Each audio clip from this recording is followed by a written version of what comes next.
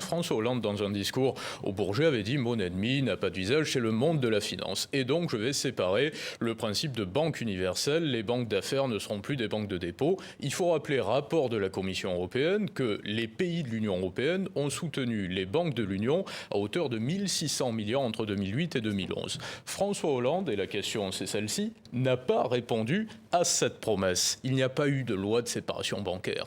Pourquoi est-ce que le principe de banque universelle n'a pas été interrompu?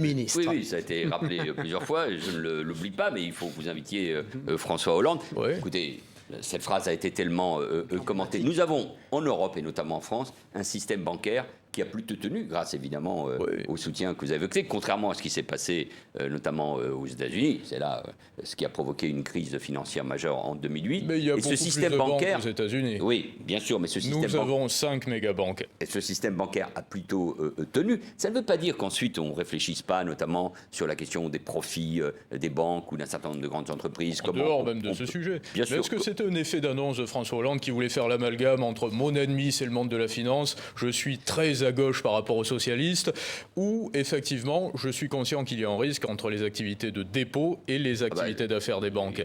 Parce que tout le monde n'a pas compris. Non, il y a sans doute un peu tout cela, mais je crois que le message, c'était en effet un message de campagne électorale. Vous étiez son puissant directeur de communication sur la campagne. Oui, absolument. Mais j'ai moi-même été surpris par cette annonce, dans un discours qui était d'ailleurs qui a créé un impact et une dynamique pour la votre ministre campagne. des Finances, quelques années plus tard, Michel Sapin avait déclaré « Nous sommes les amis de la finance et de la bonne finance ».